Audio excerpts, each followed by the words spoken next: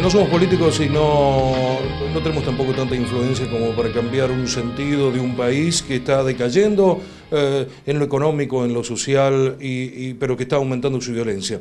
Padecen muchos chicos la problemática de los padres o la asociatividad. Si mi padre golpea, si mi padre grita, si mi padre maltrata, yo también he aprendido que esa es la forma de vida, de golpear, de maltratar, etcétera, etcétera, etcétera. Pero tenemos el golpe de los chicos y una de las situaciones, Marcelo, que hemos padecido en estos últimos tiempos son los traumatismos de cráneo a partir de las avivadas, de los enojos. Uno llegó a la muerte, otro con graves problemas, no sé si vos en el hospital, no fue tu hospital. Digo, los traumatismos de cráneos, aquellos que nos pueden poner en riesgo la vida de nuestros hijos. Sí, bueno, el traumatismo es una causa importante de consulta en los niños y es una causa importante también de mortalidad, digamos, en los niños. El trauma de cráneo, sin duda que nosotros los pediatras lo conocemos bastante porque le tenemos mucho respeto, porque realmente, decimos a veces cuando hablamos con los residentes, es casi una caja de Pandora, ¿no es cierto? El paciente que se presenta con un trauma de cráneo grave, uno tiene muy claro y concreto cuáles son las medidas de actuación que tiene que llevar adelante con el paciente traumatizado.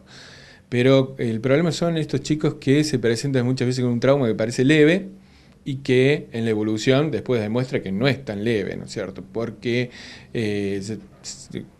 comenzó como una cosa y después se manifestó tardíamente con manifestaciones de severidad que comprometen al niño. ¿Por qué el chico se cae?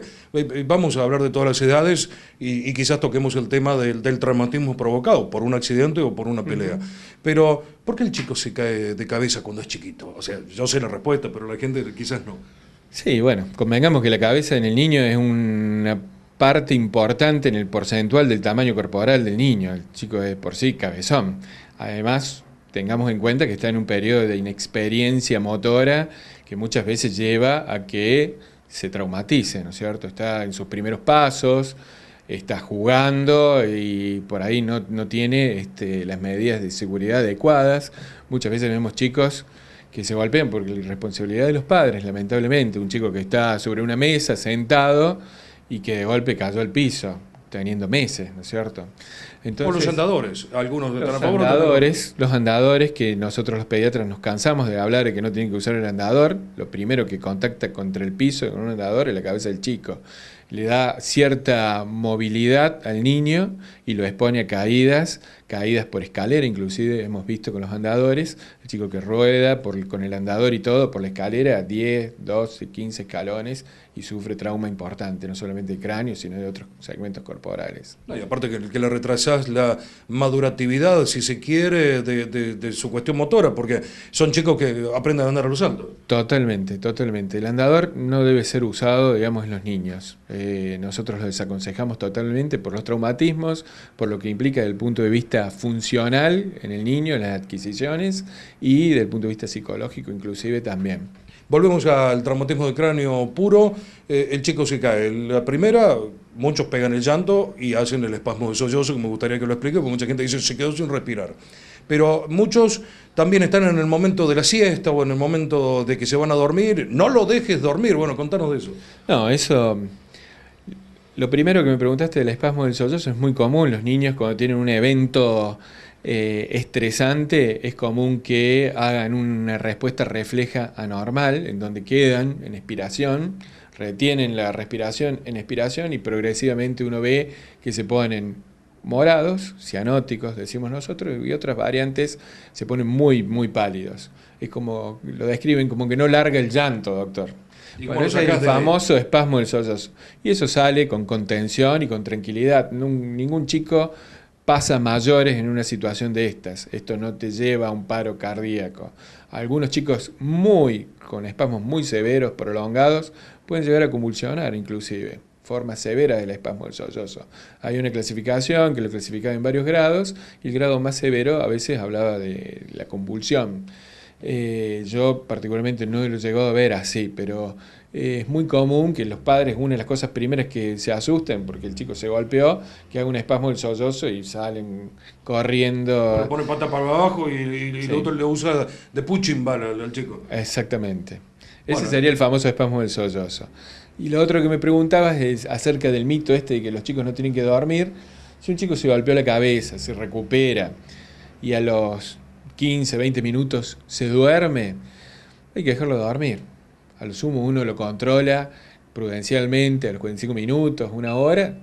Dormir no es lo mismo que estar en coma. O sea, se supone que si uno se durmió, está en una posición electiva, está acostado, no es lo mismo que entrar en un coma profundo.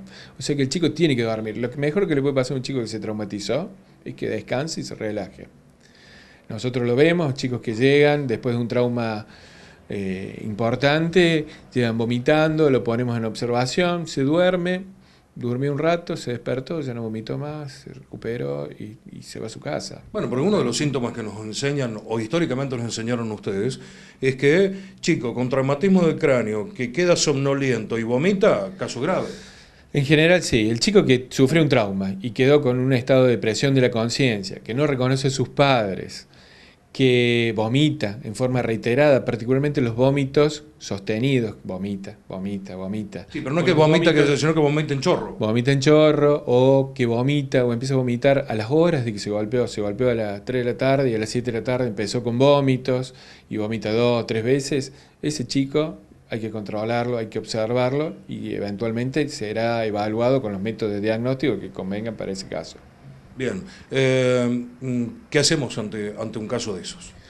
Bueno, en general, la pronta consulta, cuando uno ve que el chico tiene alguna alteración de la conciencia o está vomitando o ha sufrido un trauma de magnitud, porque no es lo mismo que un chico se caiga de su propia altura que se caiga de una cucheta. Cuando ha sido un trauma significativo, la pronta consulta ayuda a tomar conductas diagnósticas que eventualmente previenen deterioros en el niño. Sí. ¿Qué pasa más adelante? Esto estamos hablando casi de un niño pequeño. ¿Qué pasa con chicos 6, 7, 8 años o quizás entrando entre los 12 y los 13 años? Bueno, muchas veces cuando el chico está bien, uno lo tiene en control en la casa, lo observa y ve la aparición de algunos de estos síntomas que mencionábamos recién. En estos chicos, el no reconocer a sus padres o el lenguaje extraño, cuando están desorientados, cuando refieren a amnesia del golpe o cualquier condición que salga de lo habitual, deben consultar. Claro, lo más importante porque ellos ya hablan. Sea la edad que sea, totalmente deben consultar si uno observa que el chico tiene una actitud que no es la habitual del chico. Marcelo, ha sido muy claro. Hasta el próximo programa. Muchas gracias. Gracias. Y voy a hacer un comentario para el final. No sé si te acordás vos, hace muchos años, cuando estábamos en un servicio de emergencia, acá en la calle de Santiago del Estero, una mamá había puesto arriba de la mesa, al lado de la ventana, un chico y se cayó del cuarto, quinto piso. No le pasó nada, porque bueno, pegó en los cables, etcétera, etcétera, etcétera. Días después, en la Rotonda de las Flores, venía una mamá con una bolsita de supermercado, su bebé en brazos y un paragüita. Y bueno, las veredas de Córdoba, que no ha cambiado nunca, su situación, se tropezó, cayó sobre su hombro, el chico hizo un latigazo y tuvo fractura de cráneo. Es decir, ni muy ni tan. Puede pasar distintas cosas en la vida, ¿no? Sí, no hay una magnitud a veces entre lo que es la apariencia del trauma y la consecuencia. A veces traumas leves o menores tienen mucha consecuencia y otros que parecen extremadamente graves no lo son, ¿no es cierto? Entonces, por eso es lo que yo decía al principio, a veces el trauma en el niño es una caja de Pandora, porque realmente se lleva sorpresas, que todas esas cosas se solucionan con una adecuada observación y un análisis. El análisis secuencial de estos chicos, cuando tienen algún síntoma, es importante observarlos, contenerlos dentro de un servicio de emergencia, como hacemos nosotros, por ejemplo, en el hospital o en la clínica, donde los tenemos varias horas en observación y esa observación reiterada te permite establecer una evolución. Cuando uno ve que la evolución no es la que espera, y bueno, se toman conductas, se decide o no, por ejemplo, un estudio de imagen, una tomografía, y de eso muchas veces arroja conductas terapéuticas, como puede ser una internación, una cirugía, que si uno no tiene el control y la conducta de observar a estos chicos, puede pasarlo por alto. Ha sido muy completo. Nos vamos a la pausa. Esta es la forma de hacer nuestro programa de televisión, con la verdad y con la ayuda de los profesionales que nos acompañan. Próximo programa que esté con el doctor Marcelo Argüello, vamos a hablar de la modernidad, si es buena o no es buena. Y usted dirá, ¿qué está diciendo, Guarino? Ya se